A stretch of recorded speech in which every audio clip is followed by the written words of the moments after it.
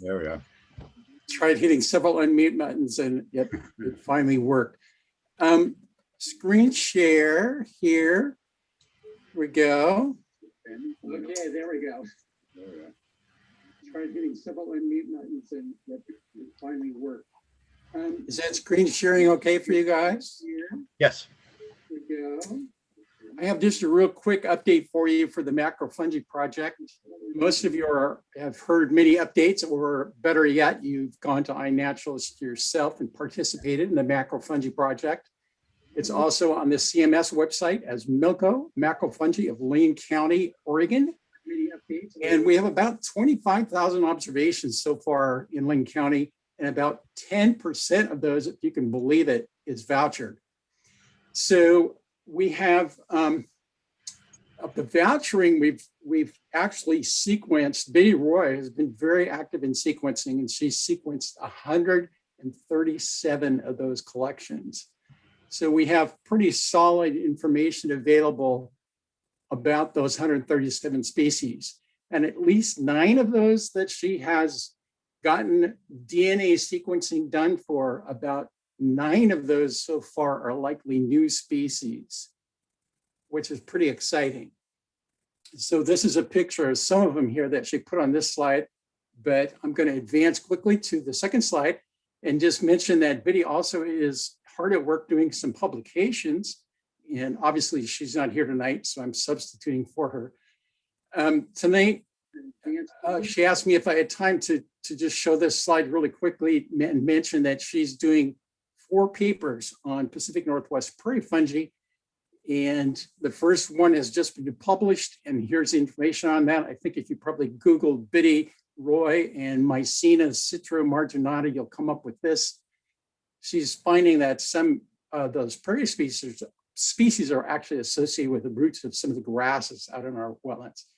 So you're here to listen to someone else tonight. So take it back away, somebody.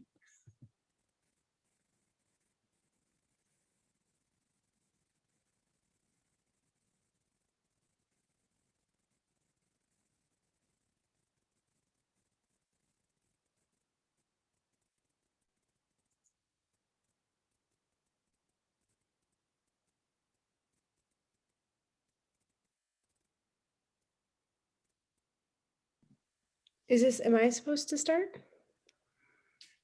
It looks like Chris is muted. Okay, are you here? Oh, there you are. Okay, Yeah. Sorry about that. So tonight's invited speaker is Dr. Patricia Kasian, mycologist and postdoctoral researcher from Purdue University in West Lafayette, Indiana. Dr. Kaishian is curator of the fungal herbarium at the Arthur Fungarium and the Kribel Herbarium. She's a fungal taxonomist who classifies, names, describes, and generally cherishes fungi. And she received her PhD in mycology from SUNY College of Environmental Science and Forestry in Syracuse, New York, last year in 2020. Her dissertation was focused on the taxonomy and ecology of Laboulbeniales in the Ascomycota. And she's continued her research on this group while also researching the plant pathogenic rust fungi of Purdue University. And finally, Patty is broadly trained in fungal biodiversity with expertise spanning macro and micro fungal groups and a substantial experience working in a variety of habitats around the world. Please welcome tonight's invited speaker, Dr. Patricia Kasian. Thank you so much. Thank you for having me. I'm very honored to be invited, and I'm looking forward to sharing some of my PhD work with you all. So I'm going to share my screen now. And 1 second. This always takes me a second, particularly when people are watching. Zoom. Shouldn't it be? Sorry. Well, there we go.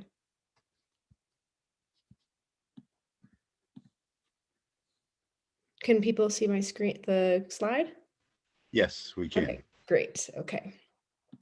So as Chris said, I did my PhD mostly on Laboulbeniales, which is a mouthful. So I am also going to refer to them as Labouls, and I invite you to do so as well. And I did most of my work on their taxonomy, but I also did some ecological projects. So I'm going to sort of take you through their biodiversity, talk about their diversity of form, their basic function, their role in the ecosystems, and then talk about some research that has some potential in using Laboulbeniales as indicators of environmental health.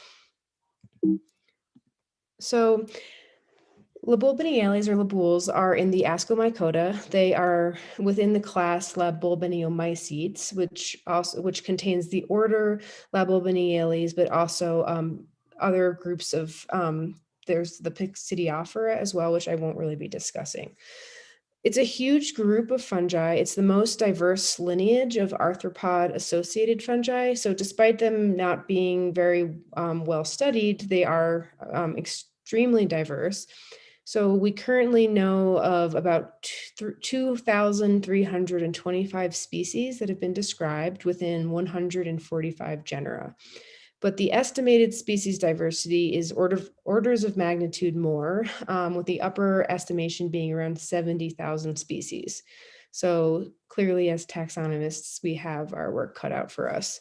So this photograph is on the right here is of a lady beetle, and in this little box, I've just highlighted, there's numerous fungi growing off of this beetle, but I just wanted to fix your eye on like an example of one of the fungi or a cluster of individual fungi growing out of this. So there's actually they can be reasonably detectable with the naked eye on some insects, but others are very small, maybe as small as less than 100 microns in length, and definitely not visible to the naked eye. So in order to find them, you would mostly be collecting a variety of arthropods and then using a dissecting scope to examine the insect's body and try to find, usually there are these amber or sort of brown or sometimes pretty clear or hyaline growths coming off of the insect body.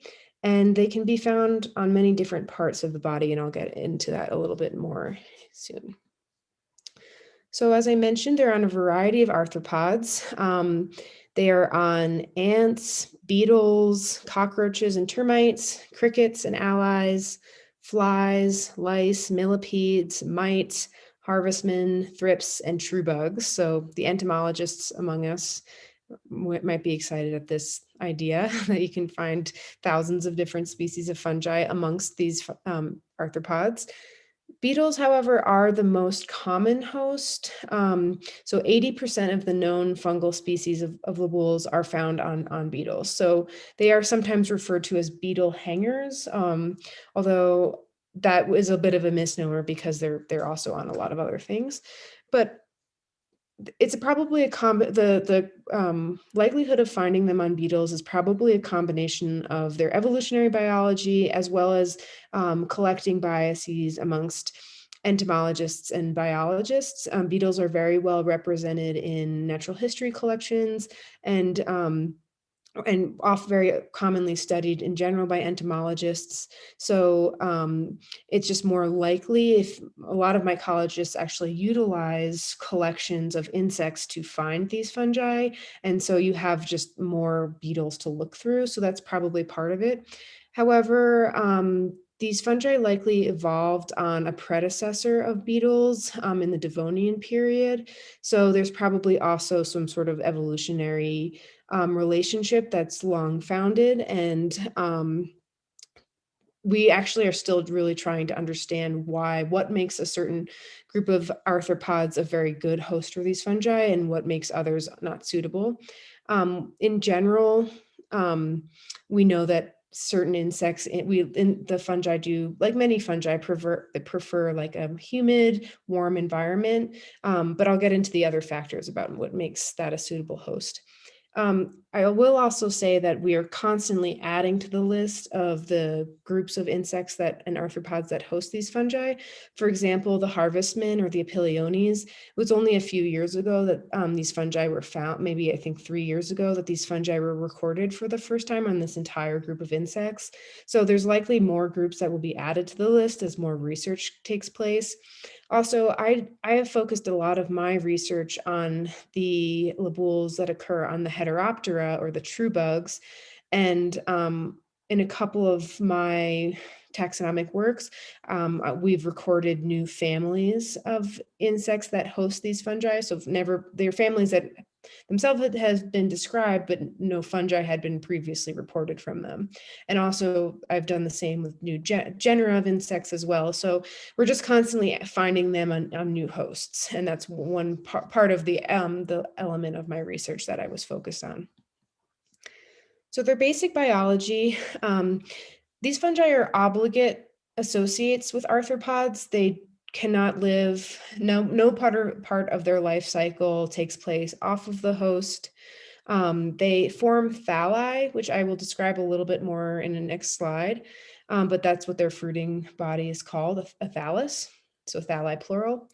They exhibit determinate growth. So they have these very consistent, very taxonomically consistent patterns to their on the cellular level. So actually, when you do a taxonomic description of these fungi, you are describing the shape, size, orientation, and relative relationship of the different cells within the fungus. And all of those cells have names. So there's or like at least a name to refer to the group of cells. So but many of them have the cell has a specific name that you're talking about.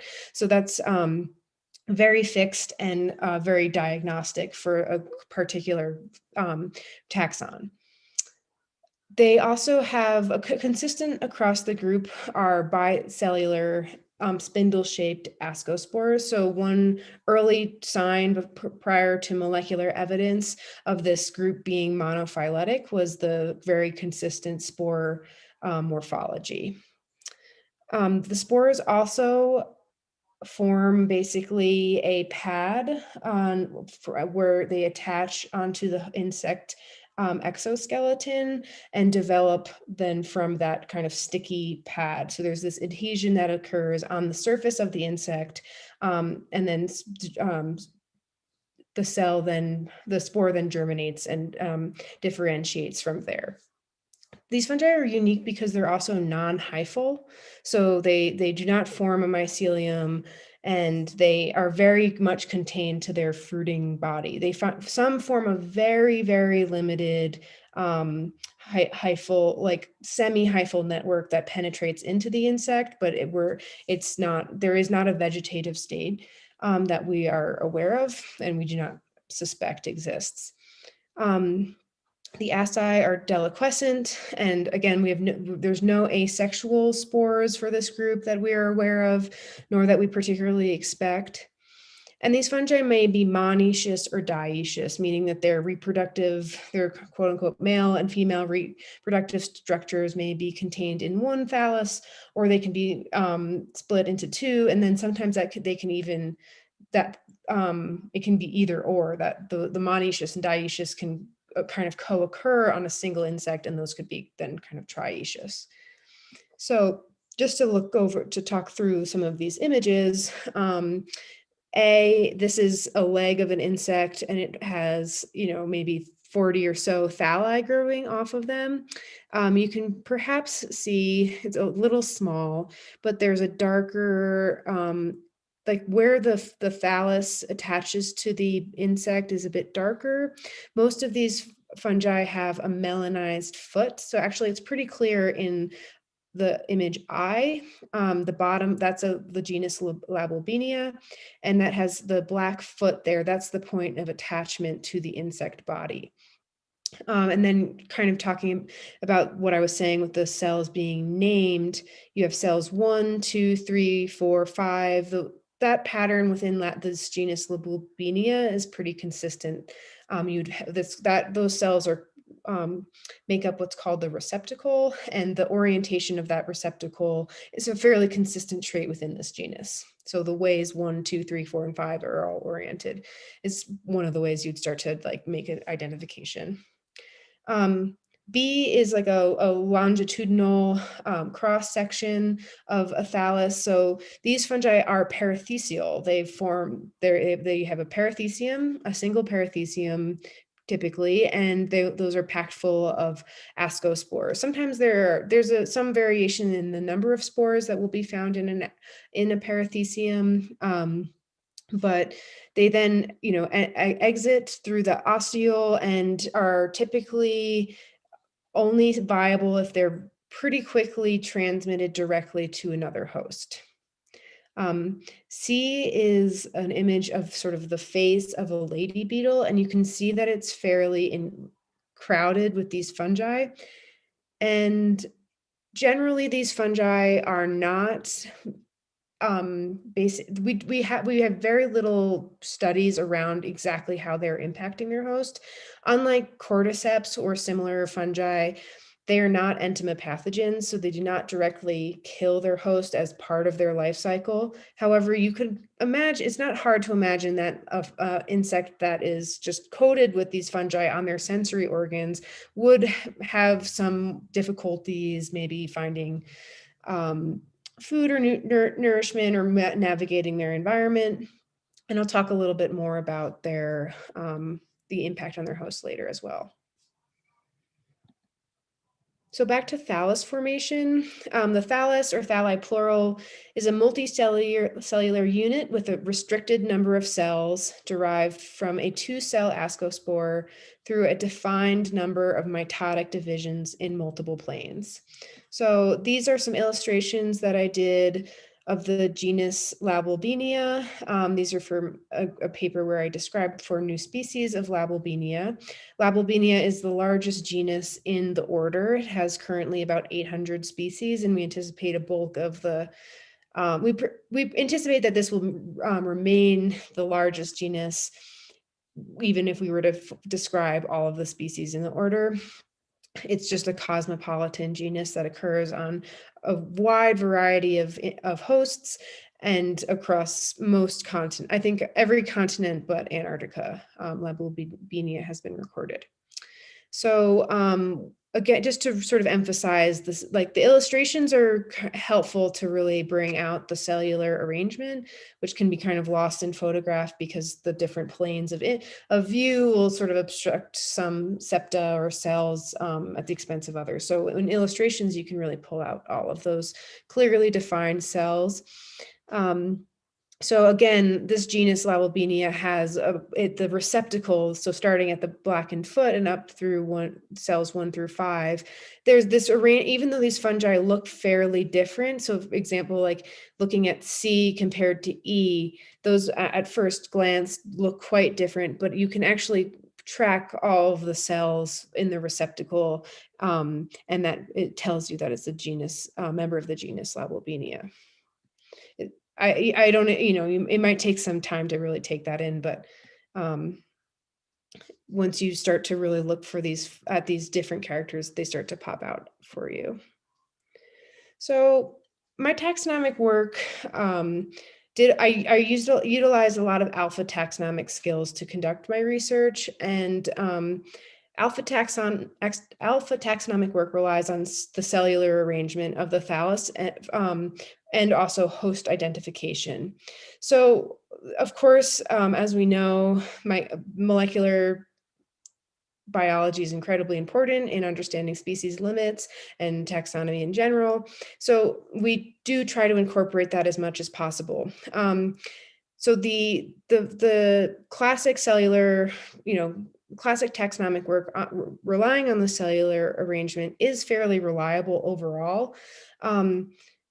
But morphology, can be plastic and can actually vary in this case, on the case of Labouls, depending on the position of the host body. So we've actually learned through molecular work that fungi that looked really, really different to Laboul taxonomists that were occurring on the same insect, but just on different parts of its body. They were originally separated into multiple species, but in many cases, we're actually finding that through the molecular techniques, we're collapsing those species limits.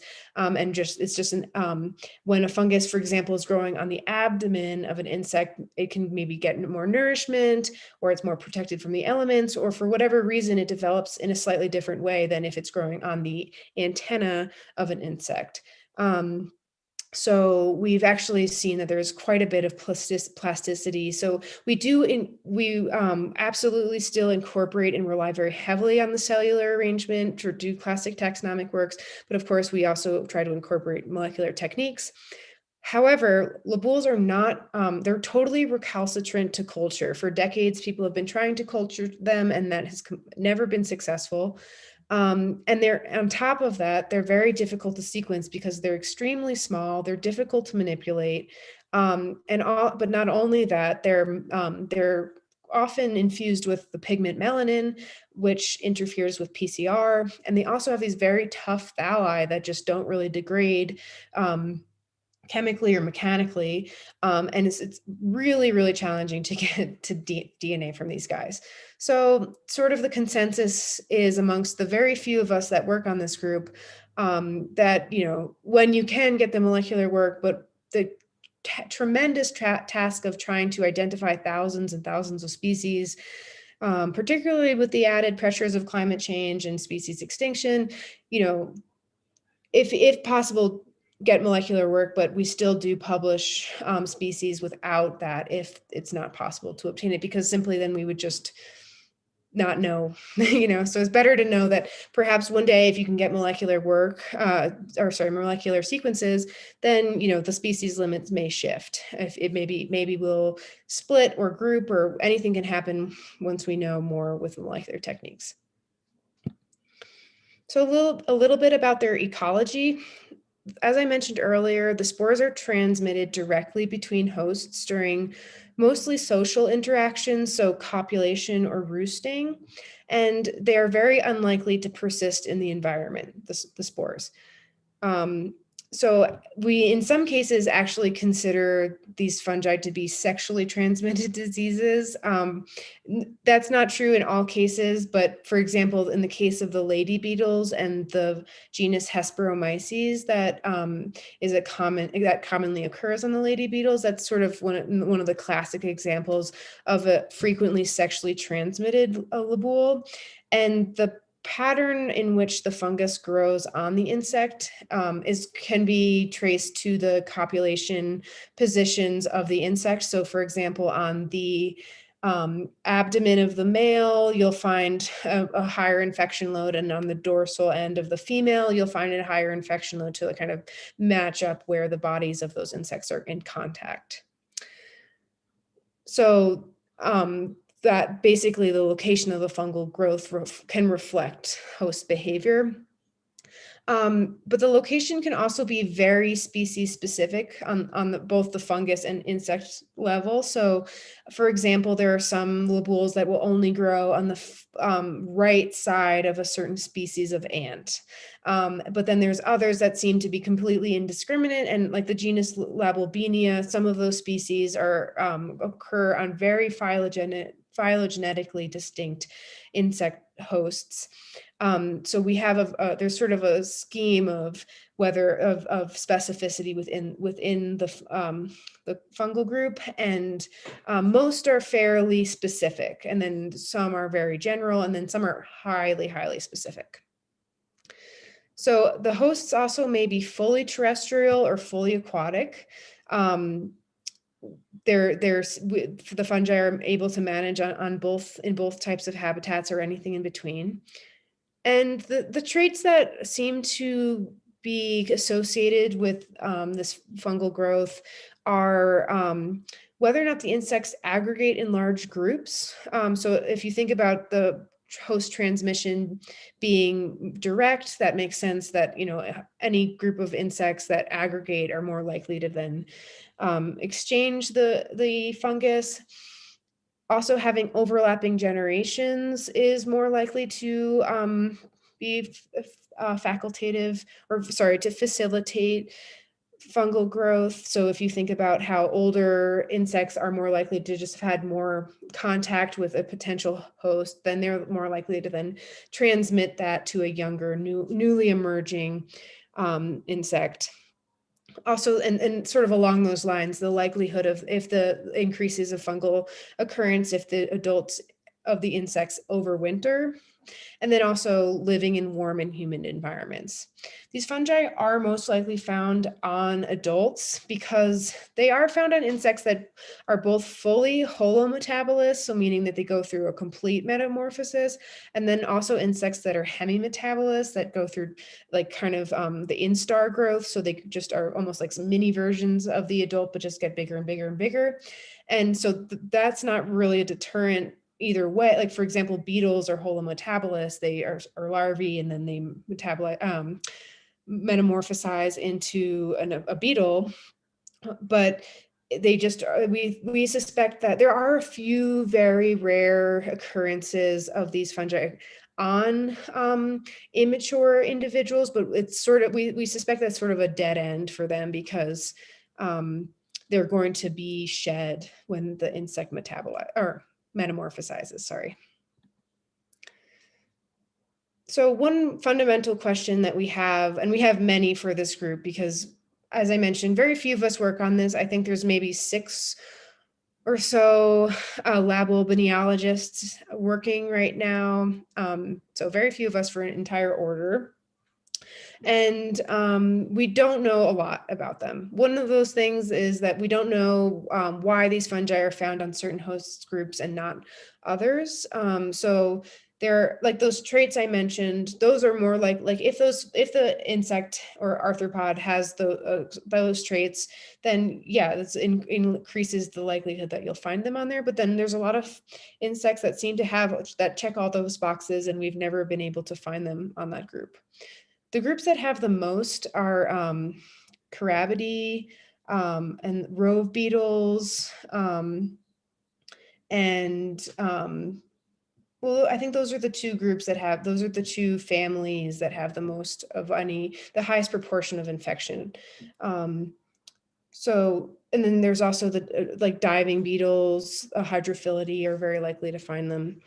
But we don't really know why those groups check those boxes, but again, there's other groups that check those boxes and they're not on them. So we're still trying to investigate that. We do know that host switching is part of the evolutionary story. So as I mentioned, these fungi likely emerged in the Devonian period, which was about 450 million years ago, in association with a predecessor of Coleoptera or the beetles, and also Blatodia, the cockroaches. And then they probably radiated and diversified from there. We think that host switching is opportunistic. So we occasionally find a fungus that can co-occur on very phylogenetically distant hosts that are in physical proximity to another. So sometimes, like if an insect lives in the same sort of microhabitat and brushes up against each other, sometimes that may lead to a successful establishment of that fungus on that insect group, and then a subsequent radiation and diversification. And then similarly, like I kind of just reiterating, some are on these really distant hosts, but then some seem to probably have been on this one host group for, millions of years and never really changed. So circling back to the impact on the host, we know that they do not kill or dramatically harm the host, but density of fungal load does vary, and it can increase with age, and can be, like I showed you that photo of them occurring on the mouth and sensory organs of that lady beetle. We do know that could possibly impact the host. We're still trying to understand the precise mechanism of parasitism, by the way. So we don't always know exactly where they're deriving their nutrition. Some of these fungi form very clear haustoria, which are these organs that penetrate into the hemolymph of the insect and then draw nutrients from that. There was an experiment using the genus Laboulbenia by a researcher named Sholosky, who showed that he was able to inject blue dye into a host and then show how that dye sort of traveled up into the fungal thallus. But then other members of the order seem to lack these haustoria altogether and almost form a superficial attachment. So we're really just still trying to figure out exactly how all of these fungi, the ones with the haustoria seem to be, we feel pretty confident that they're drawing nutrients from the hemolymph, but the others we are unsure. This image, these two images, on the left is an insect, but it's the genus Ragovelia, which is in the family of Veliidae, which is in the Heteroptera. And these are the water skimmers, or the Jesus bugs, the insects that sort of walk on water. And this group within the Heteroptera, I've worked with a lot and have described about a dozen new species occurring on this family, or closely related families. So you can see a little fungus sticking out off the end of this insect, this kind of amber color. This is the genus Prolexandromyces. This Ragovelia was from, actually, I forget exactly where, but it was in the Neotropics. But I looked at it at the American Museum of Natural History in New York, where I conducted some of my research. And then the photo on the right is a cluster of maybe like 15 or so fungi growing off of a beetle, this was on a diving beetle from Florida. So this is a pretty big cluster of fungi, actually. So the one on the right, you could kind of see this cluster within the naked eye. So there have been a couple studies trying to quantify the impact on the host. One study focused on the fungus Riccia wasmanii, which occurs on ants. And this study basically had two groups. One group was a group of ants that were infected with the fungus, and then the other group had no fungi on them, and then they exposed both of these groups to some stressors like water and nutrient deprivation. And they found that the group infected with the fungi would die more quickly when they're exposed to these sort of deprivations. Which that seems to suggest there is this metabolic drag on the host. So essentially, the fungus is having some impact. And so under certain stressful situations, those insects could die. They could shorten their lifespan. Although likely though, they're still viable, meaning that they're still able to like reproduce, and so therefore it might not really have a serious effect on it evolutionarily. So I'm going to pivot into a project that I did as part of my dissertation, and it's sort of an ongoing research interest of mine. The title is Insects and Laboules of Lake Eustis and Emeralda Marsh Conservation Area, a case study on urbanization and diversity. So in 1897, I don't know, maybe you're familiar with Dr. Roland Thaxter. He was a mycologist at Harvard, and he is he was a very prolific researcher on laboules. He described about 1,200 species, and he wrote these beautiful, amazing monographs of the group, which are sort of like the Bible of Laboulbeniology, a very niche religion. And Dr. Thaxter visited this what is now like a seemingly fairly random town in central Florida in 1897. But at the time, it was probably the end of the rail. And it was sort of an outpost town to the Everglades. So we kind of, based on his journal, I will mention my advisor, Dr. Alex Weir, is a taxonomist of Laboulbeniales as well, and I studied under him. So when we kind of pieced together that he probably stopped at, based on his journal, that he probably stopped at the end of the railway in Florida and then conducted some studies of Laboul's there. So I combed through all of his monographs and put together a list of all the fungi of Laboul's that he collected in this area. And he recorded 27 species and 3 varieties over his 9-day stay. Subsequently, so, what this area in Central Florida, obviously it was very, very wild, and then it was settled by Europeans forcibly, and then subsequently the habitat alteration was really, really expansive.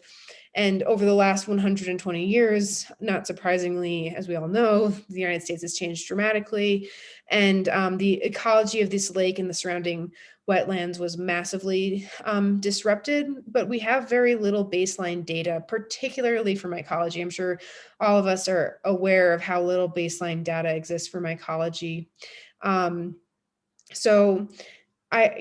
But we do have these records from Thaxter. So there actually are very few very long-term studies within mycology. So I thought, even though that the data is fairly limited, I thought it was still an interesting opportunity to try to conduct a comparison between 121 years. So I did this work in 2018. I was interested in trying to explore what are the impacts of urbanization on Laboul's specifically. Oh, and that photo, I found it on Pinterest, but it was taken in about 1900. So you can see these beautiful trees in Lake Eustis. Now Lake Eustis, so here's a map. Let me just quickly scroll ahead. I'll go back, but Lake Eustis now looks like the site on the left here. So you can see this altered littoral zone, like a concrete wall, impervious wall, and a very, you just mowed grass. Oops. So oh my God, sorry.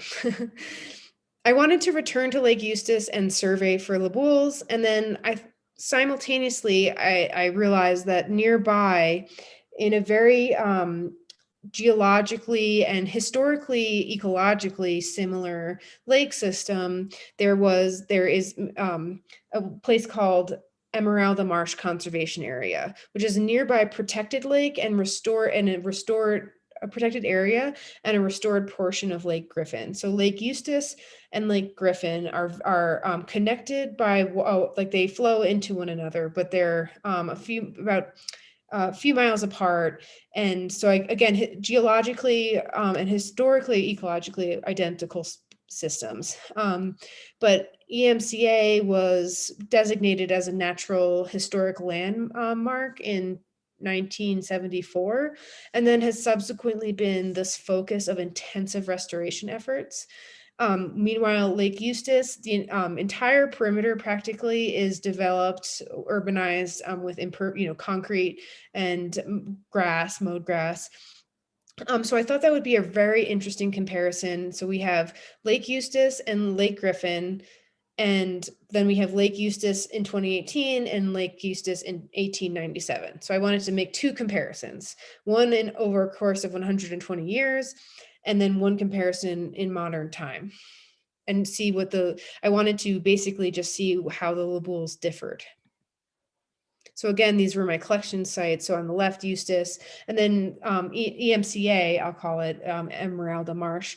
This collection site is basically, it just looks sort of like a natural littoral zone. You have a lot of floating vegetation that was intentionally reintroduced, and I have written up in a paper that has been through the 2nd round of revision, so hopefully soon to be published, discussing it more in detail, all of the specific conservation efforts that were done to improve this area. Also, by the way, so many alligators in both of these lakes.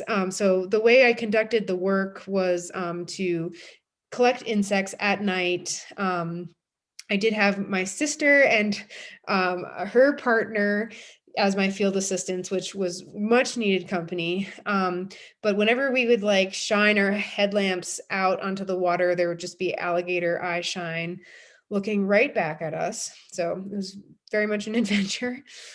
My hypothesis was that the protected and restored site, EMCA, will have a greater insect and fungal diversity as compared to Eustace, which is the unprotected and unrestored site. And EMCA would be more likely to harbor species recorded by Thaxter as compared to Eustace. So my objectives were to compare Lake Eustace Laboul's species diversity between 1897 and 2018, compare Laboul species richness and abundance, so the number of different taxa and then the frequency of each of those taxa, as well as the insect family richness and abundance between the two sites.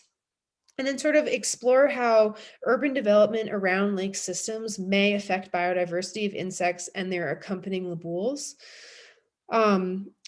And actually, okay, and then to begin to explore if and how Labouls may serve as sort of a proxy for biodiversity and an indicator of ecosystem health.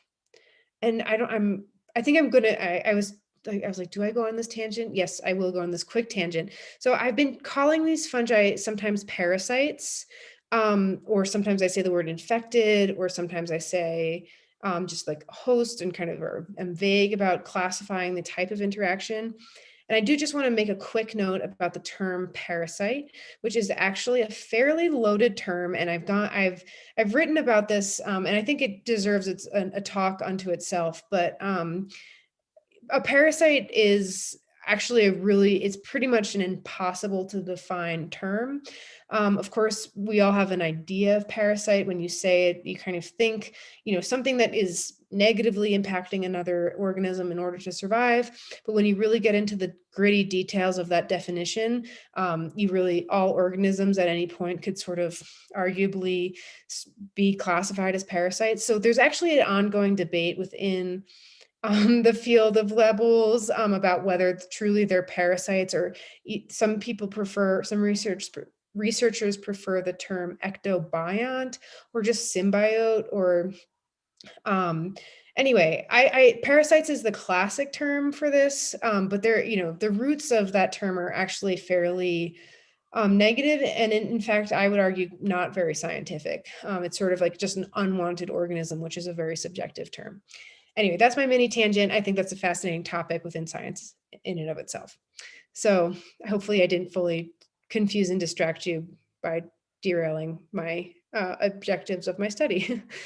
So my methods, I conducted what I would consider like a rapid biodiversity assessment over 5 days in August of 2018.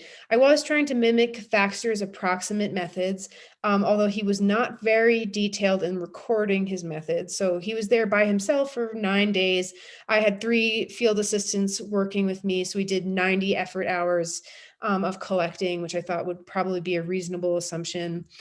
We used a black light set against a white sheet and placed approximately 5 meters from the water's edge. So that would draw insects to the light. And then we collected them with an aspirator and transferred them to ethanol, which kills the insect and also preserves them.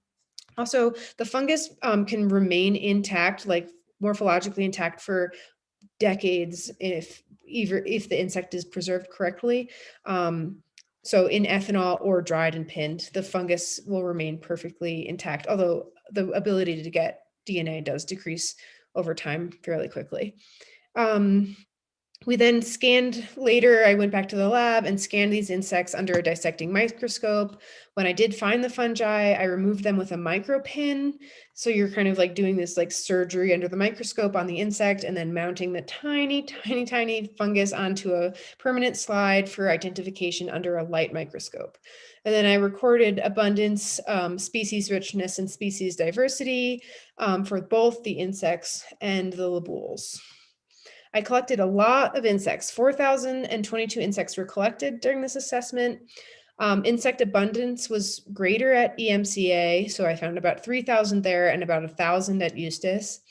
And interestingly, the insect richness at the family level, which is what I was working with for this study, because although I do know at this point a lot about insects, I'm not really an entomologist, so to identify 4,000 insects beyond the family level, mostly by myself, was not something I was able to do.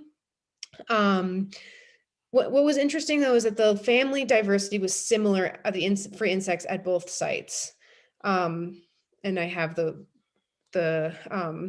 diversity indices listed here. So they're very comparable. 11 species of Laboulbeniales and 519 total infections were found at EMCA. So if you remember, Thaxter found 27 species. I found 11 species, but 519 occurrences. Only 1 species and 2 total of infections were found at Eustis. So at the protected site, I found 520 species infections, 11 species. At the developed site, 1 species of fungus, and only twice did I find it. So that's 17.6% versus 0.19%. Very, very different. Here I have some images of some of the fungi that I found. These are some of the more striking of the Laboulbeniales, I would say. These are all in the genus Ceratomices, which is a really, really beautiful genus that occurs on Tropisternus, a genus of predaceous diving beetles. So I love this one in the bottom left, growing from the tarsal claw of a beetle. Oh, and I should say that some of these had not been collected since Thaxter, particularly, I believe, Ceratomices and Satis, no one had seen in 100 or so years. So that was pretty cool. I also did find a fungus, Hydrophilomyces, within the genus Hydrophilomyces, and I have to check my notes on the species, but it is the first time it was recorded in the hemisphere. So these findings were pretty stark. So I, of course, want to emphasize that this study has not been replicated. Right. So in order to replicate this study, I would have to go to a different lake system, a different couplet of lakes, one that's degraded heavily and one that's been like restored and or protected, and replicate this study. So these findings are tentative, right? I want to make clear that I'm not trying to make too broad of conclusions from this study, but yet the findings are very, very stark and also consistent with like my hypothesis, and which is a very reasonable hypothesis, right? That diversity is going to be greater when the habitat is more protected and intact and restored. So when considering Laboulbeniales, collections of insects is really kind of an interesting way to consolidate effort. You get this 2-for-1 assessment of insects and fungi. So if you're trying to develop a biodiversity monitoring program, you can, it seems to make a lot of sense to include, basically to focus on Laboulbeniales, because you're not just getting this one, although no organisms like are in a vacuum, right? These are super directly related to this other group of organisms. So you're getting this multidimensional understanding of the system that you might not get if you just focused on a somewhat more independent organism. So without attention paid to this fungal dimension, you might draw incorrect conclusions about the biodiversity of these two habitats. So like I mentioned, the insect diversity at the family level was comparable. I mean, there were more insects at the protected area, but I still found tons of insects. And in fact, I found a lot of indicator species at both sites. So if you were perhaps just trying to check a box, oh, the presence absence data of certain taxa, you might not actually really be seeing what's going on in these habitats. So a multi-kingdom assessment sort of consolidates the resources and effort, which we know are very precious in terms of our, sometimes underfunded pursuit of protecting the climate. And so that increases the feasibility of conducting biodiversity monitoring. And these findings suggest it's worthwhile to develop a more intensive investigation. So I do intend to replicate this study soon. I'm applying for some funding to do that. So the question I really want to, it seems like Laboulbeniales may be able to be used as these effectively as indicators of environmental health. So that's something I want to, I think with a replication of the study, I would be able to hopefully be able to concretely say that that's the case, because I do have now at this point a fair amount of evidence to suggest that it does. So I think that's all I have for now. So yeah, if anyone has any questions, I think on the YouTube you can comment on YouTube, and then the host will relay them to me. But thank you so much for listening. I hope you enjoyed it and learned a little bit about a very obscure group of fungi. Well, thank you so much, Dr. Kaishian. That's fascinating stuff. I spend an enormous amount of time looking at things under microscopes. Oh, cool. Well, then you're well suited for this. Yeah. And you do have to, I mean, in the beginning, I remember getting fairly even nauseous with all the microscopy work, but now I love microscopes. I could spend all day looking at fungi under them. So. All right. Sandy, do we have any questions for Dr. Kaishian? Not yet.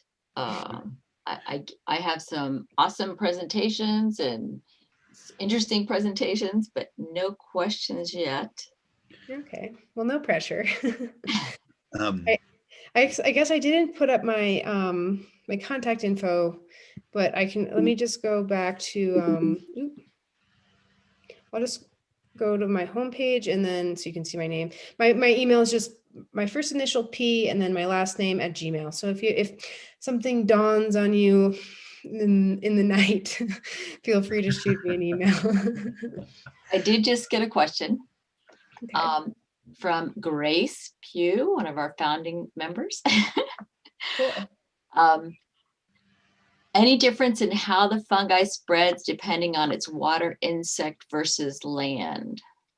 That's a great question, and that's something we don't really know. We do suspect that in both cases it is direct, but in terms of like the chemistry of the fungus and like how like the spore behaves in water versus soil, that we really actually do not know.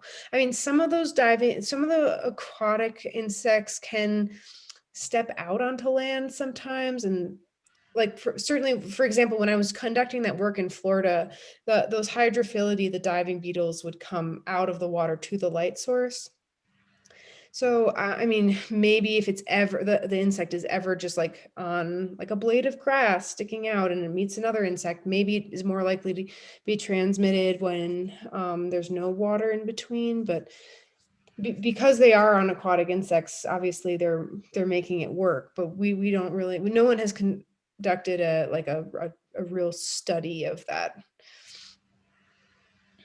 it must be fascinating to be in such a small and elite group of mycologists, such an obscure group of fungi.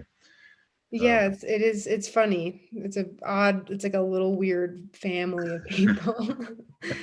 Your comparative study there in those two lakes in Florida is fascinating. Thank you.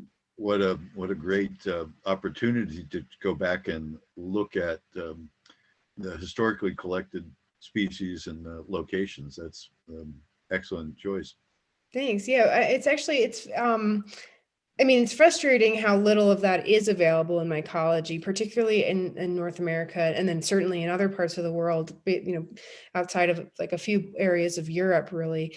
So I definitely wanted to take advantage of what we had to go off of and just do our best to try to understand the system with that. So I'm really excited. I'm really excited for that paper. It is, like I said, it's under review now. But it made it through the first round, so I think it'll be published in this summer. So I'll definitely. It will be in Ecology and Evolution, that the journal. So that's open access. So I'll be sure to share that when it comes out. Great. Sandy, do we have another question there? Yes, we have a couple more. One from Taylor Borica. Why do some species only grow on certain areas of a host body, like the ant with only presenting on the R side growth? I assume that's right side growth. Yeah, so I as far as we understand, it's a niche that it evolved to fill. So it basically found an area that like worked biologically and then honed in on it. So we're talking about really, really old evolutionary deep time relationships where, you know, tens of, or not, if not hundreds of millions of years, where this fungus has been sort of figuring out what works. So we can't quite tell you like, oh, it's this gene or this exact chemical compound that serves, you know, plays a role in this. We don't know. I mean, it is a big question, like why would it grow on, like some of them grow on the membranes of certain wings, like why would it grow there versus like on the more hardy abdomen where it's more protected and there's like more circulation within the insect body that presumably would lead to more nourishment. Actually, we don't know. I feel bad that there's so many questions. We're like, I don't know, but it's just, we if you want to look into it, we would love to have more researchers because we're all dying to know, but we can only do so much. I mean, so much of us are, so much of our work right now is taxonomic because we're just trying to tell people that these things even exist. And then the next layer is to try, so like I'm expanding into these ecological questions because they're very interesting as well. But, you know, I'm endlessly fascinated by so many aspects of this group, and we just don't have people working on it. So we have a question from Dylan. Cicadas are all the buzz in the news, pardon the pun.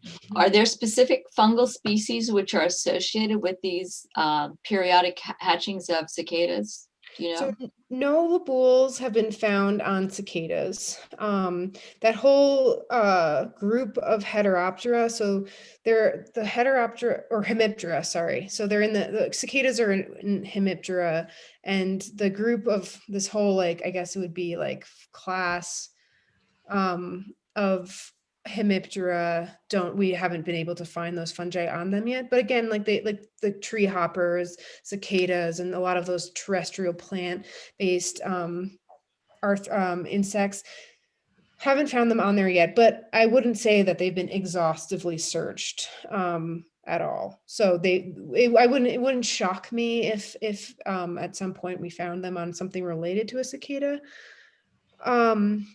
But the lifespan of these fungi is definitely not long enough to survive like in a super extended hibernation. So they can live a while, like they can live a few weeks on the fungus, I mean on the insect, but they're not going to live years. So I would surmise that anything that's extensively hibernating is not going to have a population of these fungi. But we know of some of there are other fungi that occur on those cicadas, just they're not Labouls. Okay, actually another question from Dylan. He mentions that cordyceps having been able to produce very unique amino acid chains and other unique compounds.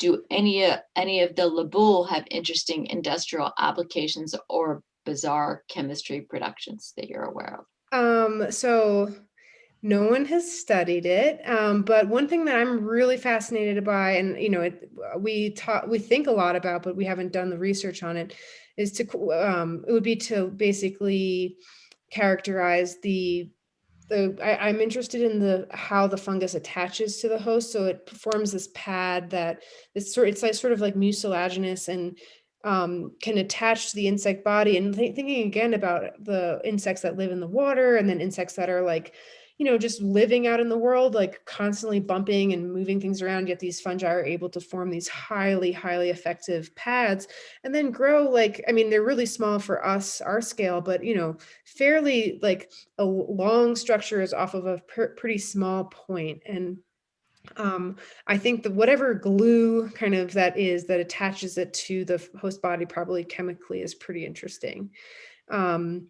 Otherwise, I can't think of any studies that have really characterized any of the chemistry of these fungi. So that's actually my fiance is a synthetic organic chemist, and I'm trying to get him to do some work on these fungi. I'm like, I'm telling you, it's going to be big. So maybe It's one day really, you'll. really small, but it's going to be big. Yes. Actually, interestingly, he doesn't remember the fungus that it's from. I've been trying to get him to get the name of it for me, but it's an asco. And it was originally found on the back of a crab in like tropical Southeast Asia. And he's working on a compound that's derived from that fungus and has it's called fomactin, and it is of pharmaceutical interest because it's related to like platelet aggregation. So he's like synthesizing that. So actually we both do work on something fungal. So I was like, okay, and after that, you finish that, we'll work on Labouls. What a neat synergy there. Yeah. Sandy, any more questions hanging out there for? No? Unmute, that helps. No, I don't see any. Okay. Well, thank you so much. Thank you all for all those questions. I think it's really interesting to hear what people, first impressions of this group, because sometimes those questions are the best. So thank you for listening and for being engaged and for the invitation. I'm really glad to be here.